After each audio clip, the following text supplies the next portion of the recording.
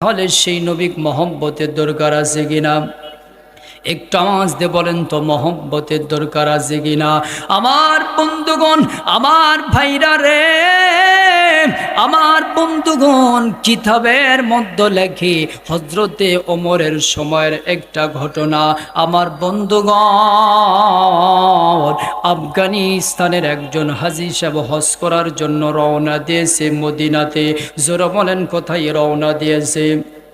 মদিনায় হজ করার জন্য রওনা দিয়েছে। আমার বন্ধুগণ, এই আফগানি হাজী হজ করার জন্য মদিনাতে রওনা দিয়েছে। কিতাবের মধ্যে লেখে ইনি একজন শিল্পপতি ছিল। ভাইজান, এইবার হজ করার জন্য হজের মৌসুমে হজ করতে চলে গেছে। আহারে মুসলমান বন্ধুগণ, কিতাবের মধ্যে লেখে এই ব্যক্তিটা মসজিদে নববী যখন নামাজ পড়েছে। আমার বন্ধুগণ, নামাজ পড়ার পরে এই ব্যক্তিটা দোয়া করছে, রব্বুল আলামিন আমাকে নবীজির খাতিরে মাফ করে দাও, আল্লাহ আমাকে মাফ করে দেন, হযরতে ওমর আর আবু বকরের ওসিলা করিয়া আমাকে মাফ করে দেন। জোরে জোরে বলে আল্লাহু আকবার। কার ওসিলা খুঁজেছে বলেন তো? কার ওসিলা? তিনজনের ওসিলা। এক নম্বর মোহাম্মদুর রাসূলুল্লাহ, দ্বিতীয় নম্বর বলতেছে আল্লাহ এই যে নবীর পাশেই ঘুমিয়ে আছে তোমার একজন বান্দা, এই হযরত ওমর আর হযরত আবু বকরের ওসিলা করিয়া আমাকে মাফ করে দেন। জোরে বলেন আল্লাহু আকবার।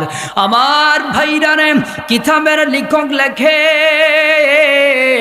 এইভাবে দোয়া করার পর এই ব্যক্তিটা, যুবক ব্যক্তিটা দোয়া করছে, আল্লাহ এই তিনজনের ওসিলা করে আল্লাহ আমাকে মাফ করে দাও। ভাই গ, পাশে ছিল একজন শিয়া ব্যক্তি, যিনি তো জানেন আর শিয়া ব্যক্তি। এই ব্যক্তিটা মোনাজাত করার পরে আমার বন্ধুগণ, এইবার আফগানি হাজী দুই হাত তুলে দোয়া করার পরে এইবার যখন দোয়া করা শেষ হয়ে গেছে, এইবার শিয়া ব্যক্তি ডাক দিয়ে বলতেছে, ও মদিনার মেহমান, তুমি ডাক দিলা নবী মুহাম্মদের ওসিলা করিয়া, তুমি ডাক দিলে হযরতে ওমরের ওসিলা করিয়া, তুমি ডাক দিলে আবু বকরের ওসিলা করিয়া। ও মদিনার মেহমান, আমি আপনাকে আমার বাড়িতে মেহমানদারি করাতে চাই। জোরে জোরে বলি না আল্লাহু আকবার। কি করাতে চাই? বলতেছে মেহমানদারি করাবো। এইবার মদিনার ব্যক্তিটা বলতেছে, আফগানি হাজী, আহারে কেউ যদি দাওয়াত দেয় দাওয়াত গ্রহণ করা সুন্নাত, দাওয়াত দেওয়াটাও সুন্নাত। এই কথা বলার পরে এইবার আফগানি হাজী ডাক দিয়ে বলতেছে, ঠিক আছে চাচা, আমি আপনার মেহমানদারিটা কি করলাম, গ্রহণ করলাম। এই কথা বলার পরে মুসলমান বন্ধুগণ, আমার ভাইরা, কিতাবের লেখক লেখে এইবার মেহমানদারিটা গ্রহণ করার পরে আমার বন্ধুগণ, এইবার শিয়া ব্যক্তিটা ডাক দিয়ে বলতেছে, ও আফগানি হাজী মেহমান, মদিনার মেহমান, আপনি আমার বাড়িতে চলেন, আমি আপনাকে মেহমানদারি করাবো। জোরে জোরে বলি না সুবহানাল্লাহ। আমার বন্ধুগণ, এইবার চলে গেল আফগানি হাজী, চলে গেল এইবার মদিনার শিয়া ব্যক্তির সাথে চলে গেল, কিন্তু জানে না এটা শিয়া ব্যক্তি। ভাইজান, যাওয়ার পরে এইবার পাশে রুমে বসতে দিল। বিশাল বড় বিল্ডিং দেখা যাচ্ছিল। এইবার আফগানি হাজী ডাক দিয়ে বলতেছে, চাচা গো, আপনিও তো বিশাল ধনট্টশালী, আপনি আমাকে মেহমানদারির জন্য এনেছেন, আপনি আমাকে এই জায়গায় বসতে দিয়েছেন। এই কথা বলার পর বলতেছে, ঠিক আছে মেহমান, আপনি আফগানি হাজী, আপনি একটু রুমের মধ্যে বসে থাকেন, আমি অন্য জায়গায় থেকে আসিয়া আপনাকে মেহমানদারি করাবো। জোরে বলে আল্লাহু আকবার। আমার বন্ধুগণ, এই কথা বলার পরে দেখেন মুসলমান দেখেন আমার বন্ধুগণ কেমন একটা ঘটনা ঘটে গেল। এইবার এই কথা বলার পরে একটু পরে খোঁজ নে দেখে মেহমানদারি তো দূরের কথা, কিতাবের লেখক লেখে কেমন জানে একটা তরবারি অথবা একটা অস্ত্র ধারালো একটা ছুরি নিয়ে আসে। এইবার আফগানি হাজির এইবার টুটিটা চেপে ধরার পরে সঙ্গে সঙ্গে জিহ্বাটা যখন বের হয়ে গেছে, খাস করে আপনার এই ছুরি দ্বারা জিহ্বার আগালটা কেটে নিছে। জোরে জোরে বলে না নাউজুবিল্লাহ। কি করছে? জিহ্বাটা যখন কেটে নিল, এইবার জিহ্বাটা কেটে নেওয়ার পরে এই আফগানি হাজির রক্ত যখন খনন হচ্ছিল, কিতাবের লেখক লেখে আমার বন্ধুগণ,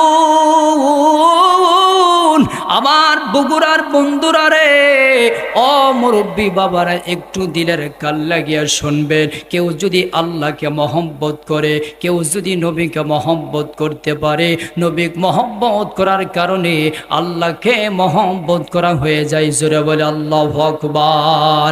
আমার বন্ধুগণ এইবার আফগানি হাজির জিহ্বাটা যখন কেটে নিল, আফগানি হাজি এইবার দৌড় দিয়ে মদিনার দিকে যখন চলে যাবে, কিতাবের লেখক লেখে আমার বন্ধুগণ আমার ভাইরা যাইতে যাইতে যাওয়ার জন্য যখন রওনা দিল, মদিনা চলে যাবে, যাইতে যাইতে রক্ত খনন হয়ে গেছে।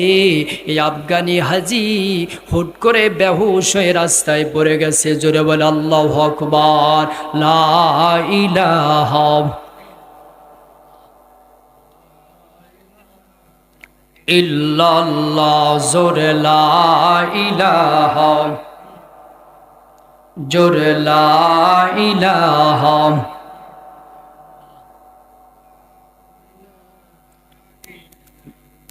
ভাই বলেন আবার ওয়াজ নিয়ে আসেন।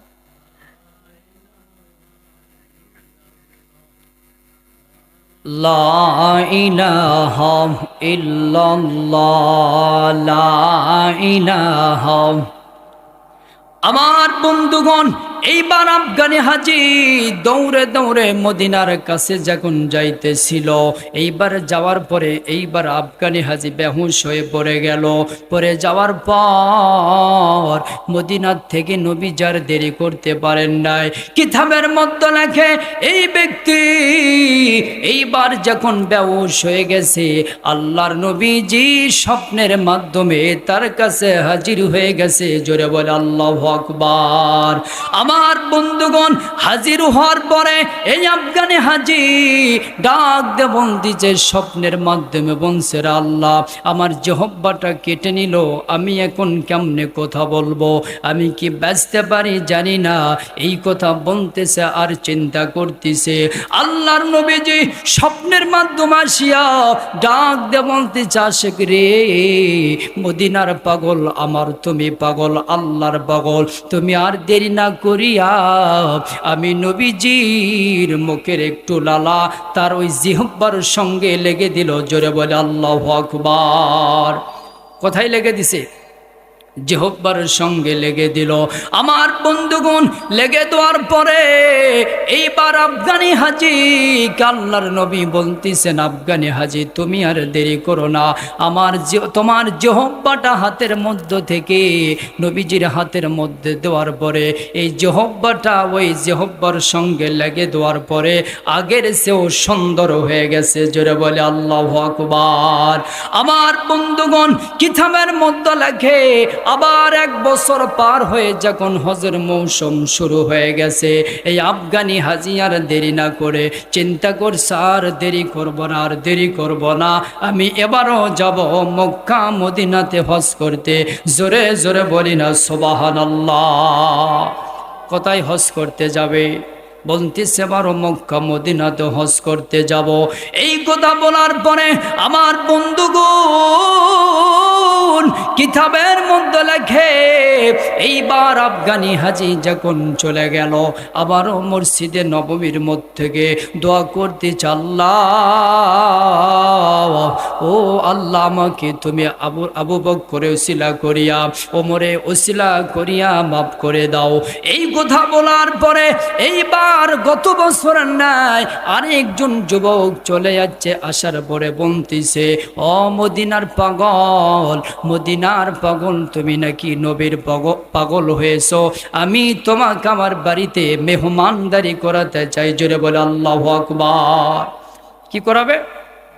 গত বছরের মতন বলতেছে যে আমি এই বড় মেহমানদারি করাবো, কিন্তু আফগানি হাজি চিন্তা করছে গত বছর যে লোকটা ছিল সেম এই রকমই লোক দেখা যায়। কি দেখা যাচ্ছে? বলতেছে গত বছর যে লোক আমাকে দাওয়াত দিয়েছে এই লোকটাই তো আমার জিহব্বা কেটেছিল। কি করছে? এই লোকটাই আমার জিহব্বা কেটেছে। দেখেন ইমানের তাকওয়া কেমন জিনিস। বলতেছে জিহব্বা আমার একবার কাটছে, একবার না, আমি 7 বার কাটতে রাজি, তারপরও স্বপ্নে মোহাম্মদ নবীকে দেখতে চাই। জোরে বলে আল্লাহু আকবার। কি বলছে? যে একবার তো আমি জিহব্বা কেটেছি, কিন্তু আগের চেয়েও আমার জিহব্বাটা মজবুত হয়েছে। জোরে বলেন আল্লাহু আকবার। মুসলমান বলেন তো, তাহলে যদি আল্লাহর নবী যদি স্বপ্নের মাধ্যমে কাউরে যদি ঘরে আসে, তার প্রতি আল্লাহ পাক জান্নাত ওয়াজিব করে দেয়। জোরে বলি সুবহানাল্লাহ। তাহলে বলেন তো, তাহলে সেই নবীকে আপনার আমার মহব্বত ভালোবাসার দরকার আছে কিনা? মহব্বত করতে হবে। পরিবার সন্তানদের চেয়ে যদি আমরা সেই নবীকে মহব্বত করতে পারি, তাহলে নবী যে হাতটা ধরে আপনাকে আমাকে জান্নাতের মধ্যে পৌঁছায় দিবে। জোরে বলি সুবহানাল্লাহ। মুসলমান বলেন তো, তাহলে সেই নবীকে মহব্বতের দরকার আছে কিনা? সেই নবীকে মহব্বত করতে হবে, সেই নবীকে ভালোবাসতে হবে। যেরকম ঠিক কিনা? আমার বন্ধুগণ, এইবার আফগানি হাজি চিন্তা করছে গত বছরও তো আমাকে এইরকম একটা লোক দাওয়াত দিয়েছিল, আজকেও আমি দেরি করতে চাই না, আজকেও আমি চাই